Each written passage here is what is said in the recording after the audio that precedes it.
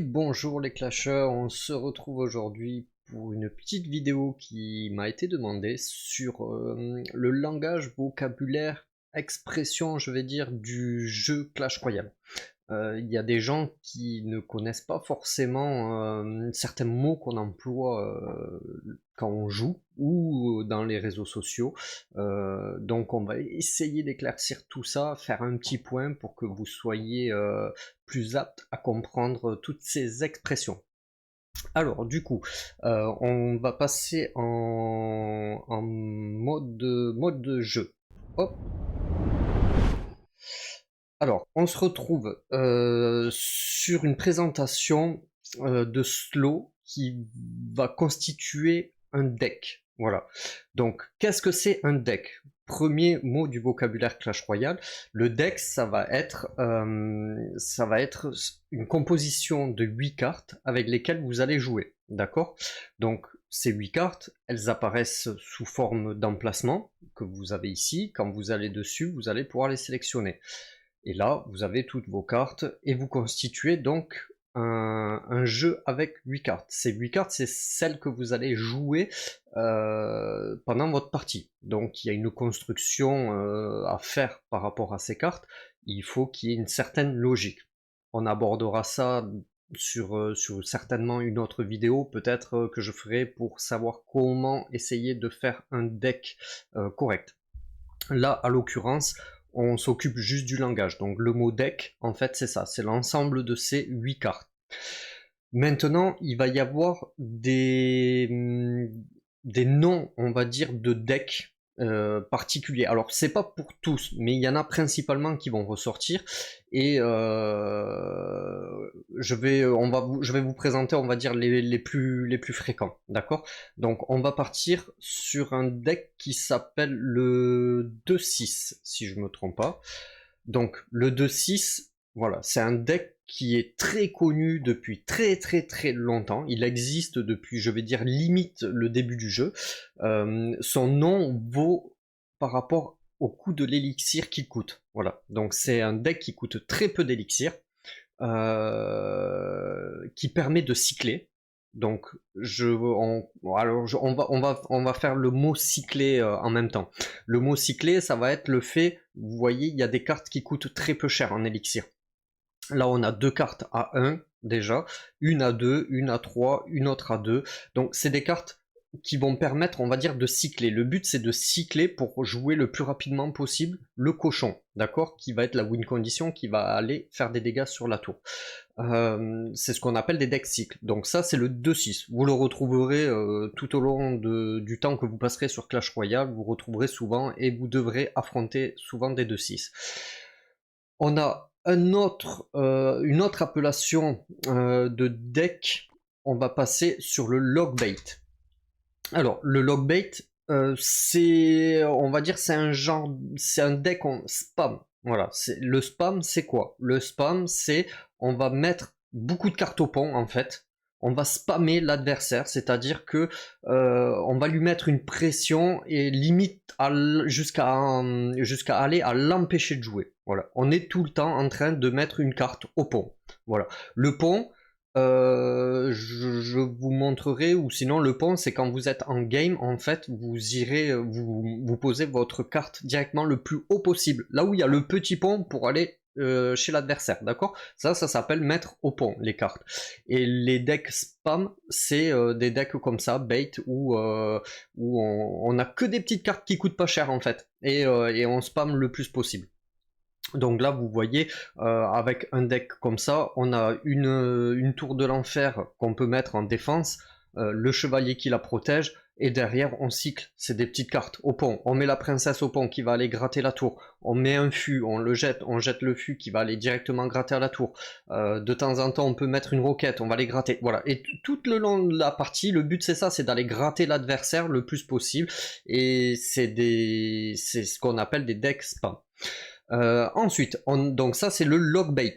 Donc il y est sous différentes formes, hein. Je vous présente celle-ci, mais vous avez des decks Logbait avec des variantes. Ça, il peut y avoir une Valkyrie à la place du chevalier, la roquette elle n'est pas forcément obligée d'y être. Bon voilà, on peut mettre un gobelin Sarbacane, il y a plein de variantes.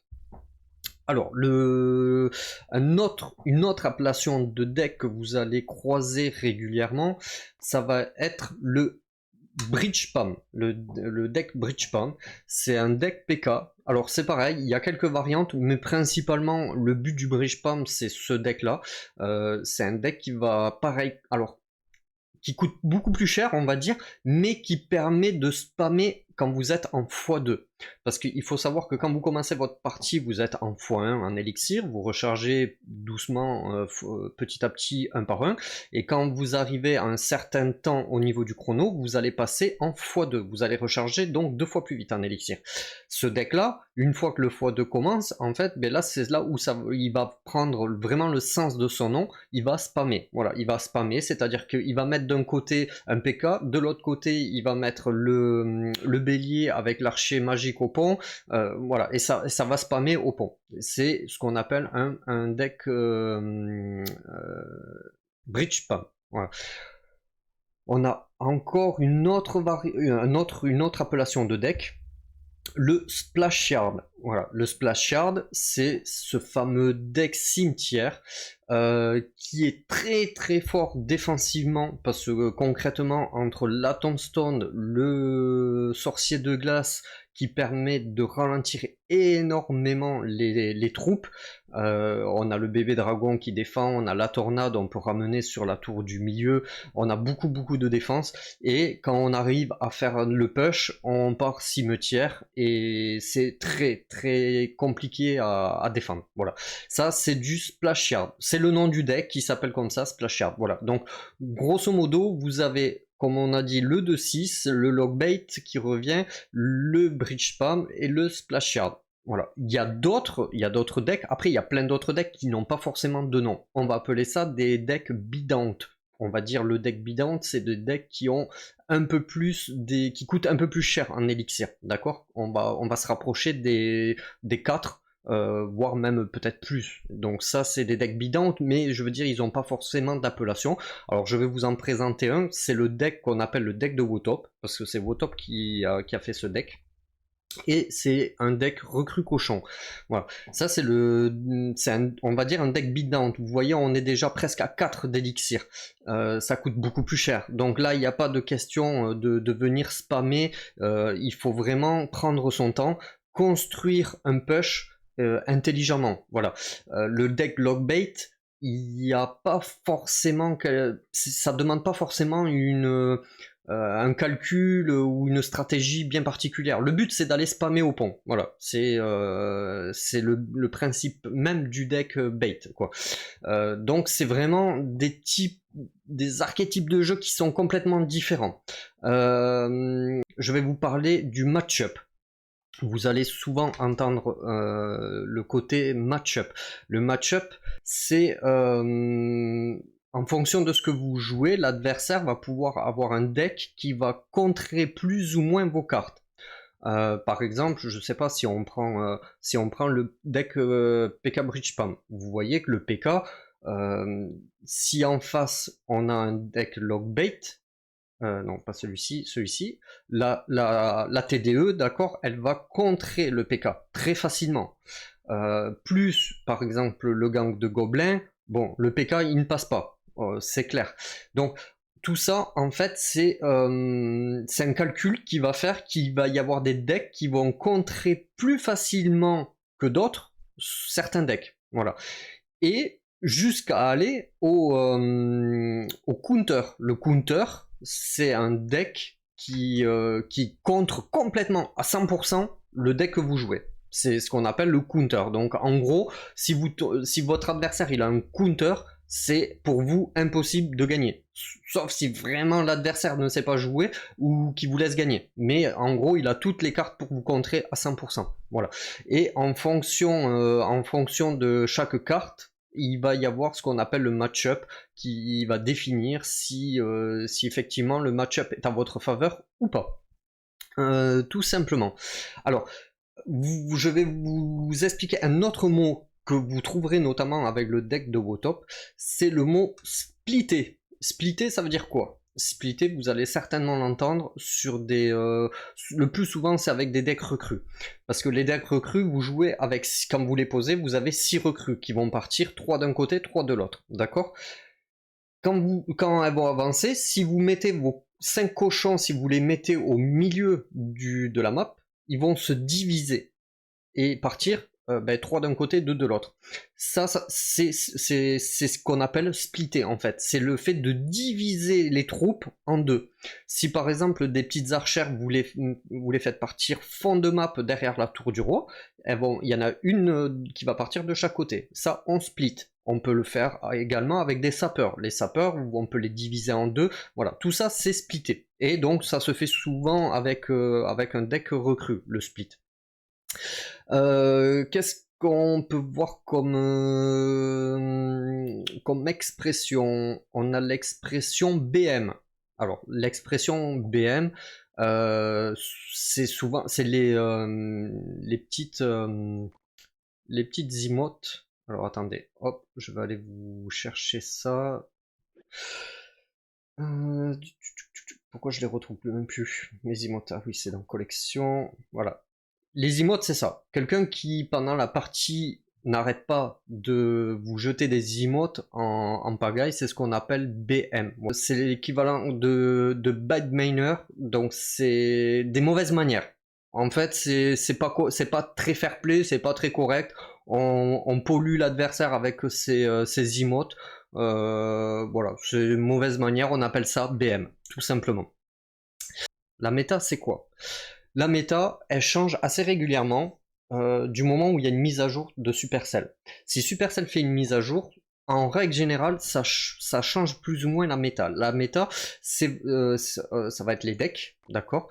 Et en fonction des changements qu'il y a eu sur la mise à jour, les gros joueurs vont changer les cartes. Parce qu'il y a des cartes qui vont être du coup peut-être moins fortes, d'autres qui vont être plus fortes. Et on va se retrouver avec un système de deck plus ou moins équivalent, on va dire, à un certain niveau. Et qui vont devenir principalement les plus joués. Voilà. Et ça, c'est ce qu'on appelle la méta. C'est souvent, on dit, quand on dit à quelqu'un joue un deck méta, c'est joue le deck qui est le plus joué. Voilà, ça c'est la méta. Parce que on a derrière, suite aux mises à jour, on a des nerfs, des buffs et des reworks. Alors, je vais vous expliquer tout ça. On va commencer par le nerf.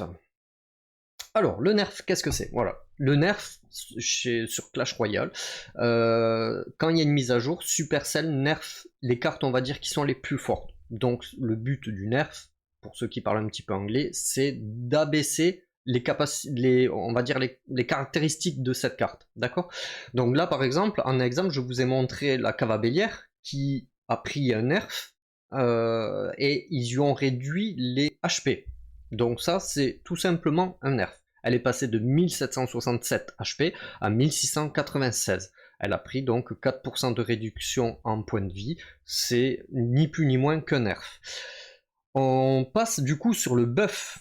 Le buff, c'est l'inverse. C'est-à-dire qu'une carte qui est pas trop jouée, Supercell, va vouloir lui donner un petit peu de plus, et donc va vouloir la faire progresser. Donc on voit là par exemple sur le mini PK, où vous voyez que ses dégâts sont passés de 720 dégâts à 754. Il a pris donc plus 5% de dégâts sur ses frappes. Donc ça, c'est le buff. Et il y a le rework. Le rework, c'est un mélange du buff et du nerf. D'accord? En fait, c'est vraiment un changement de la carte. C'est-à-dire que ils vont faire en sorte de ça. Alors, ça peut être vraiment jusqu'à aller au changement complet de la carte en elle-même. Là, par exemple, je vous ai pris un rework qu'il y a eu sur un bûcheron. En gros, ils ont réduit la durée du rage qu'il émet quand le bûcheron meurt. On est passé donc de 6 secondes à 5.5. Ça veut dire qu'il y a eu un petit nerf sur une caractéristique. Mais de l'autre côté, ils ont fait un petit up également. Donc sur les dégâts. Sur les dégâts, c'est-à-dire qu'il faisait 242 de dégâts, il est passé à 256. Voilà. Et là, quand on se retrouve dans cette situation avec un côté où on nerf et de l'autre côté où on up, et bien ça, du coup, c'est un rework. C'est on fait le change, on change la manière de, on va dire, de la carte, la manière dont elle fonctionne. Voilà. Là, dernièrement, ils ont complètement changé, par exemple, la cabane gobelin, en fait, quand on l'a posée, tous les X secondes, il y a un gobelin qui sortait de la cabane. À l'heure d'aujourd'hui, ils ont fait un rework, et cette cabane, quand vous la posez, il n'y a plus rien qui sort. Voilà. Elle se met, elle est en veille, elle dort. Et tant qu'il n'y a pas d'adversaire qui s'approche, il se passe rien. À partir du moment où un adversaire s'approche de cette cabane, à gobelins, et ben il y a des gobelins qui vont commencer à sortir. Voilà. Et ça, c'est vraiment le changement de la. Vraiment le changement entier de la carte qui a été revu. Donc, ça, on appelle ça un rework, tout simplement. Alors, on parle. Vous allez entendre des joueurs qui cherchent par exemple un clan chill. Voilà. Qu'est-ce que c'est le mot chill? Ben, le mot chill, c'est tout simplement en fait quelqu'un qui joue à Clash Royale de manière tranquille, sans pression. C'est-à-dire que bah, il se connecte, il fait une ou deux, trois games, et puis voilà, c'est tout, c'est terminé pour la journée. Il a fait sa petite partie, pas de pression, pas de compétition, pas de voilà, c'est des joueurs chill. On a à côté de ça, on a des joueurs ladder. Le ladder, c'est quoi? Le ladder, c'est ni plus ni moins que ce que vous retrouvez ici dans le hall des légendes. Voilà. Alors le hall des légendes, quand vous arrivez tout en haut, sur la Ligue 10, vous passez champion suprême. Champion suprême, on va vous attribuer des élos, et ben, ça c'est le ladder. Voilà. Les gros joueurs ladder, le but voilà, c'est d'arriver dans le classement. Là vous avez le top 3, et ça c'est à la fin du mois. Le classement est définitif. Voilà. Et pendant tout le mois, eh bien, vous pouvez rush, ce qu'on appelle le rush ladder, c'est jouer pour monter en elo et être dans le classement. Voilà, donc ça, c'est les joueurs ladder. À côté de ça, vous allez entendre parler des GDC. Les GDC, c'est quoi? Alors, les GDC, c'est le seul événement qui regroupe, on va dire, l'intérêt d'avoir un clan. Voilà, les GDC, c'est des guerres de clans, tout simplement, que vous retrouvez donc ici. C'est un mode de jeu à part entière. Alors, du lundi au mercredi, vous avez des jours d'entraînement. Et à partir du jeudi, c'est la guerre, jusqu'au dimanche inclus.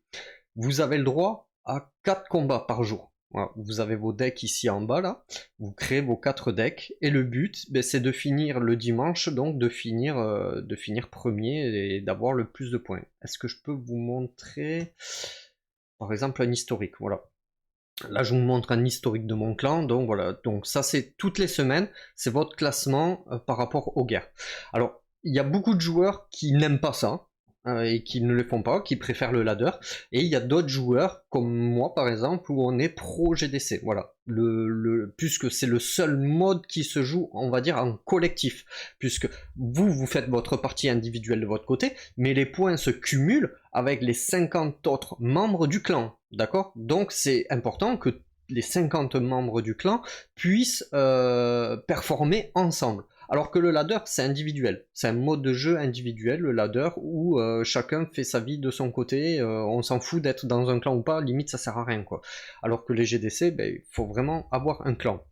Dans les GDC, vous allez retrouver le mot BO3. Qu'est-ce que c'est le mot BO3? Le mot BO3, en fait, c'est un mode de jeu, tout simplement, qu'on peut appeler aussi duel. Vous l'avez donc ici dans les GDC, le mot duel. En fait, vous allez lancer un combat qui va être en 2 parties. Si vous perdez les 2 parties, ça s'arrête. Vous avez perdu.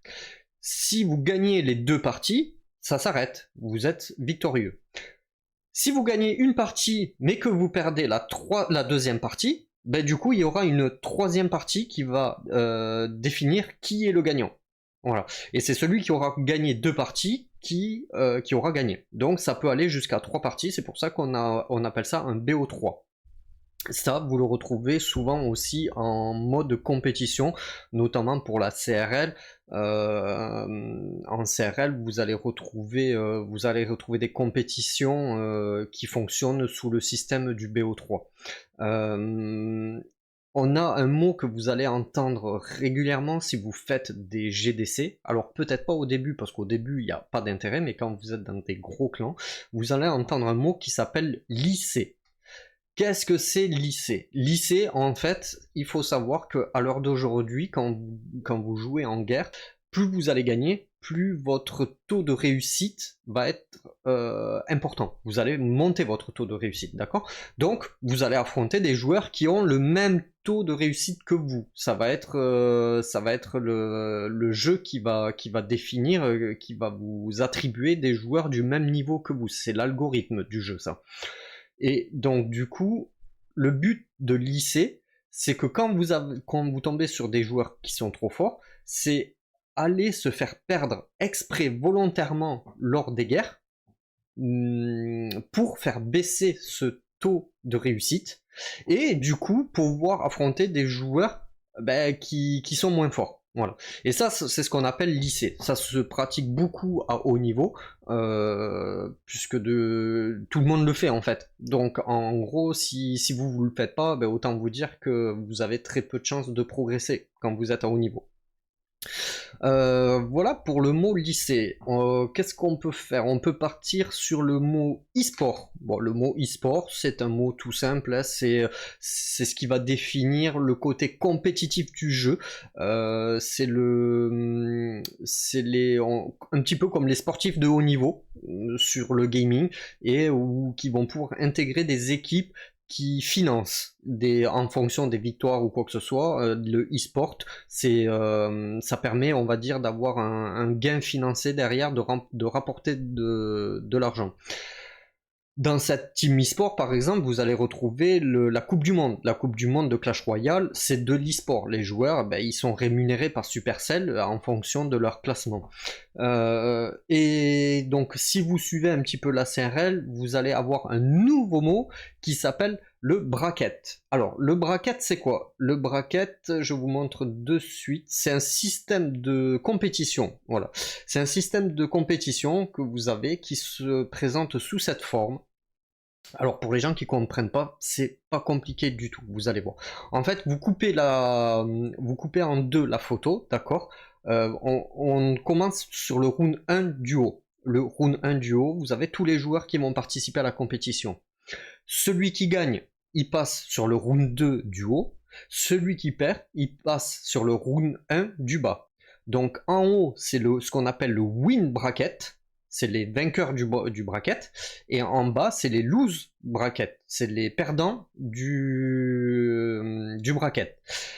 Donc, tous ceux qui gagnent, ils vont s'affronter donc sur le win bracket qui est en haut jusqu'à la finale, et tous ceux qui perdent, donc ils ont une deuxième chance de pouvoir continuer, de pouvoir rejoindre la finale, puisque à la fin, ça va être le vainqueur du win bracket qui va devoir affronter le vainqueur du lose bracket. Donc le vainqueur du haut va affronter le vainqueur du bas. Et ça se fera la finale. Sauf, petit détail, c'est que vu que le vainqueur du lose bracket du bas, il a déjà perdu une fois, mais celui d'en haut, il n'a pas perdu puisqu'il a gagné toute la ligne. Et bien du coup, celui d'en haut, il a une chance de plus que celui d'en bas. C'est-à-dire que lors de la finale, si celui d'en haut, il perd, et bien il a le droit de rejouer encore une autre partie. Et ça sera la deuxième partie qui définira qui va gagner. Et si par contre celui du haut gagne au premier coup, la compétition s'arrête, c'est lui qui est le finaliste. Voilà ce que c'est un petit peu le bracket en compétition. Du coup, tout ça, ça nous amène sur, on va dire, alors des expressions. Alors ça, c'est pas forcément lié que à Clash Royale, ça va être des expressions de jeu sur n'importe quel jeu. On va parler des joueurs, oh, décidément, on va parler des joueurs qui sont free to play, pay to win, pay to fast. Voilà. C'est des expressions qui reviennent beaucoup dans les jeux. Il y a des gens qui savent pas forcément ce que c'est. Alors, et ça apparaît sous forme en plus à l'écrit, on va dire simplifié. Genre, par exemple, les free-to-play, ça va être écrit en F2P. Voilà. Alors, c'est pas du tout une insulte. C'est vraiment, c'est free-to-play, c'est un joueur qui joue gratuitement, tout simplement. C'est-à-dire qu'il ne met pas d'argent dans le jeu. Et donc c'est souvent, des fois quand les gens écrivent, ils demandent si t'es un free-to-play en mettant F2P, il faut pas le prendre comme une insulte. C'est pas du tout le cas. Ils demandent si t'as déjà mis de l'argent dans le jeu ou pas. Voilà. Alors, pour ceux qui mettent de l'argent dans le jeu, on a deux mots qui reviennent. On a le pay to win, donc qui est écrit en P2 win. Et on a le pay to fast qui est écrit en P de fast. Voilà. Alors, c'est quoi la différence entre le pay to win et le pay to fast? C'est que le pay to win, ça va être surtout dans les jeux où le fait de payer permet de pouvoir gagner. Voilà. Un jeu qui va... alors, on va rester sur Clash Royale. À l'époque, avant que les évolutions arrivent, Clash Royale était un pay to fast. Il n'y avait pas d'histoire de pay to win sur Clash Royale. Depuis que les évolutions sont sorties, je dirais c'est un petit mélange. C'est un petit mélange de pay to fast, pay to win. Voilà. Parce que le fait d'avoir des évolutions, ça va énormément faciliter la victoire. Mais pas que, il n'y a pas que ça quand même, il faut quand même savoir jouer. Donc c'est pas vraiment un pay to win, mais c'est pas non plus totalement un pay to fast. Parce que le pay to fast, c'est le fait de payer, ça permet de faire progresser plus vite et de monter plus rapidement. Voilà. Et à la base, Clash Royale, c'était ça, c'était du pay to fast. Le fait d'acheter un pass, ça permettait de pouvoir monter ses cartes au maximum beaucoup plus rapidement que quelqu'un qui ne paye pas. D'accord?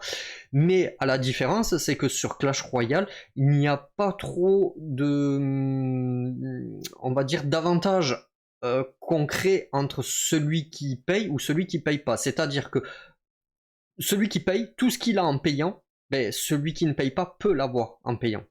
Il y a des jeux où pour avoir je vais dire une carte par exemple, pour avoir une carte, si tu payes pas, tu ne l'auras jamais. Parce que c'est une carte qui est payante. Voilà. Et tu ne peux pas la gagner si tu ne payes pas. Alors que sur Clash Royale, non. Sur Clash Royale, tu peux tout avoir gratuitement.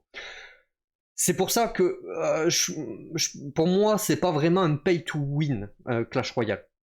Parce que tu peux mettre autant d'argent que tu veux, si t'es mauvais, tu gagneras pas. Voilà. Alors qu'il y a des jeux, le fait d'avoir des choses qui sont vraiment réservées à ceux qui payent va donner un très gros avantage et va leur donner limite la victoire. Voilà, parce qu'ils ont payé. Et ça, c'est du pay to win. Tout simplement. Voilà, grosso modo. Alors, je pense que j'ai fait un petit peu le tour du vocabulaire sur Clash Royale. Alors, il y en a d'autres, hein, certainement. J'ai pas tout fait. Je pense que vous pouvez aussi mettre en commentaire, par exemple, si je réfléchis un peu comme ça, il y a le mot toxique qui revient aussi souvent dans Clash Royale. Alors toxique, qu'est-ce que c'est? Ben, ça peut être un joueur qui va être toxique par sa manière de jouer, notamment le fait de spammer, d'empêcher l'adversaire de jouer en mettant tout au pont, c'est assez toxique. Il y a des decks qui sont assez toxiques par rapport à ça, notamment avec le Golex. Les gros decks Golex avec la guérisseuse, c'est le truc bien no skill, bien toxique. Alors, bah, du coup, j'ai oublié le no skill. Voilà, c'est quoi le no skill? Ben, le no skill, on va dire que, alors sur ça va faire débat parce que tout le monde n'est pas forcément d'accord. Pour moi, personnellement, pour moi, un deck bait, pour moi, c'est un deck no skill. Mais ça, c'est personnel, à moi. Parce que pour moi, un deck no skill, il n'y a pas il y a pas de talent à avoir. Le no skill, c'est ça, c'est qu'il n'y a pas besoin de talent. Voilà. Et pour jeter des cartes au pont, ben, je vois pas où est le talent. Voilà. Mettre une princesse au pont, ça demande pas du talent. Voilà, tout le monde peut le faire. Ça demande un peu plus de talent pour défendre, mais quand on a une roquette et une TDE avec un chevalier devant pour protéger la TDE, il n'y a pas de talent non plus à avoir. Un 2-6 par exemple, un 2-6, là il faut du talent. Voilà. Je reviens du coup là-dessus.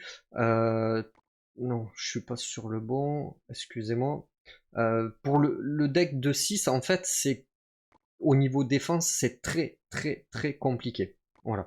Parce que là, pour défendre, là vous avez un canon, des petits, un petit esprit et 3 petits squelettes avec un golem de glace et la mousquetaire. Mais là, il faut défendre avec ça. Quand vous avez un MK qui arrive ou un PK, ben, il va falloir le défendre. C'est des grosses cartes. Et là, le 2-6, c'est un deck toxique parce qu'il spamme beaucoup.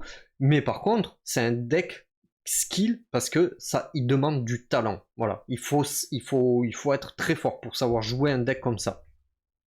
Un deck bait comme ça, pour moi, il y a zéro talent. Voilà, ça c'est du spammer. On joue au pont, on empêche l'adversaire de jouer, et voilà. Pour moi, il n'y a pas de talent là-dessus. Voilà le côté skill, le côté no skill. Il y a des joueurs qui vont dire que le deck recru, et je fais un petit clin d'œil à mon ami le pro qui regardera certainement la vidéo. Pour moi, beaucoup disent que le deck recru est un deck no skill, parce que les recrues, ils disent ça joue tout seul. Jusqu'à preuve du contraire, toutes les cartes se jouent toutes seules. C'est-à-dire qu'une carte, le but du jeu, c'est de la poser, d'accord? Après, elle fait ça life. Hein. Je veux dire, on met un MK, on pose le MK, il se promène, il fait ce qu'il veut, quoi. Il joue tout seul. Hein. Bon, le bouliste, c'est pareil. Les joueurs se plaignent des recrues parce qu'ils disent qu'il n'y a que 2 positions. C'est soit on les fait partir en fond de map, soit on les fait partir au pont. Mais bon, concrètement, il y a beaucoup de cartes. Alors, il y a des cartes qui nécessitent certains placements. On est d'accord. Mais je veux dire, on prend un GR par exemple. Un GR, c'est pareil. Il y a 2 positions. On le fait partir soit au pont ou soit en fond de map. Et c'est pas pour autant que tout le monde dit que c'est no skill. Bon, bref, voilà. Ça, pour moi, un deck comme celui-ci demande quand même un peu plus de réflexion que du bait. Donc pour moi, c'est pas forcément un deck no skill. C'est un deck, pour moi, c'est un deck normal où on peut gagner avec, mais on peut perdre. Voilà. C'est pas, on n'empêche pas l'adversaire de jouer, même si on a des recrues, ça peut se contrer assez facilement. Donc voilà, ça après chacun voit midi à sa porte comme je dis, mais principalement voilà l'histoire du skill no skill. Voilà, sachant que le no skill c'est un deck où il n'y a pas besoin de talent pour gagner avec. Voilà, et le skill c'est un deck où il faut du talent. Voilà. Alors, je pense qu'on a fait à peu près le tour de tout ce qui est langage et vocabulaire. J'espère que la vidéo vous aura plu. Et n'hésitez pas à laisser des petits commentaires, à me demander notamment qu'est-ce que vous aimeriez que je vous fasse comme vidéo, si vous avez des demandes particulières. Si ça peut aider, ben, ça sera avec plaisir que je vous ferai ça. Et n'hésitez pas à mettre un petit pouce bleu et activer la petite cloche, ça permet de soutenir et ça peut vraiment nous amener à progresser et à faire des choses beaucoup plus intéressantes par la suite. Voilà. Donc merci à tous d'avoir suivi cette vidéo et je vous dis à très bientôt. Ciao ciao.